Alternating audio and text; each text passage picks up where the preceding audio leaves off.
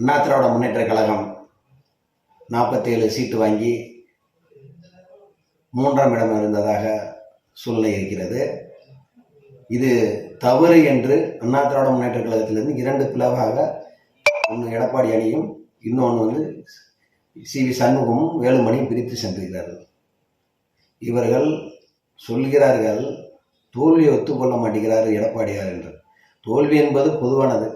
அவர் என்ன ஒத்துக்கிறணும்? உங்கள் சைடு என்ன நீங்கள் வெற்றி பெற்று கொடுக்குறீங்கன்னு அவர் சொல்கிறாரு. இதில் என்னன்னு கேட்டிங்கன்னா, பிஜேபி கூட்டணி சேர்ந்தது தவறுன்றார். சேரும்போது ஒத்துக்கிட்டாரு, தோல்விக்கு பிறகு தவறுன்றாரு.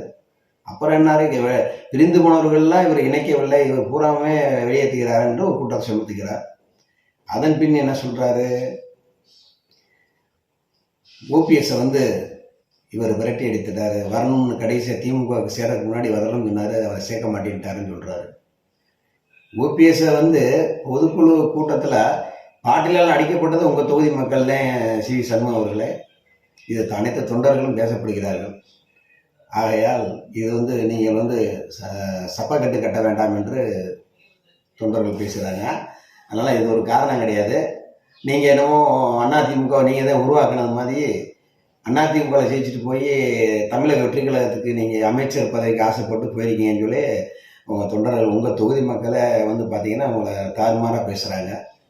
நீங்கள் உங்கள் தொகுதி மக்கள்கிட்ட ஒரு நாளைக்கு நீங்கள் போய் உட்காந்து பேசி பாருங்கள், அப்போ தான் தெரியும் நீங்கள் அதிமுக ஜெயிச்சு செய்கிறீங்க அப்படின்னு சொல்லுவாங்க. அதனால் நீங்கள் வந்து ஒரு கட்சியில் இருந்துட்டு விசுவாசம் விசுவாசம் விசுவாசம் சொல்லி நீங்கள் தலைமைக்கு போன பிறகு நீங்கள் உங்கள் பேச்சில் நிறைய மாறுது. கிளை செயலாளர்கிட்ட போய் நீங்கள் உட்காந்து பேசுங்க, அப்போ தான் உங்கள் அருமை தெரியும். கிளை செயலாளரை எப்படி உங்களை வந்து கொடி பிடிச்சி ஜெயிக்க வச்சு உங்களை வந்து சட்டமன்றத்துக்கு அனுப்பியிருக்காருன்னு உங்களுக்கு தெரியும். அதை விட்டுவிட்டு நீங்கள் ரொம்ப பெரிய உங்களுக்கு உடனே வந்து ஒரு பெரிய பதவி, எம்எல்ஏ பதவி கிடச்சோன்னா அதை அமைச்சருக்கு ஆதரவு கொடுக்குறோம்னு சொல்லி நீங்கள் உட்காந்துருக்கிறதாக நீங்கள் பெருமையாக பேசுகிறீங்க. இப்போ தொண்டர்கள் வந்து உங்களை என்ன மதிக்கிறாங்கன்னு நினைக்கிறீங்க?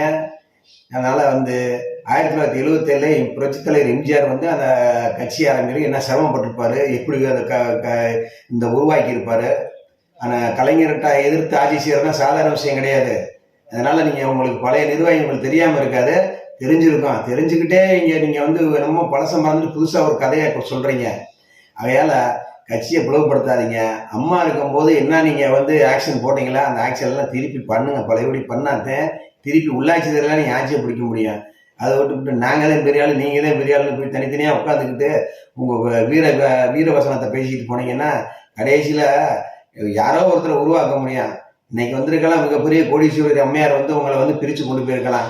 ஆனால் நாளைக்கு வந்து உங்கள் தொகுதி மக்கள் வந்து உங்களை ஒருபோதும் உள்ளே ஏற்றுக்க மாட்டாங்க. நீங்கள் கண்டிப்பான முறையில் சட்டமன்றத்தில் நிச்சயிக்கிறீங்களோ இல்லையா, உள்ளாட்சி தேர்தலில் ஒரு கவுன்சிலர் கூட நிற்க முடியாது. அதை மறந்துடாதீங்க. இதெல்லாம் வந்து யார் உங்களை பேசுகிறா? கண்டிப்பாக உங்கள் தொகுதி மக்களும் அண்ணா திராவிட முன்னேற்ற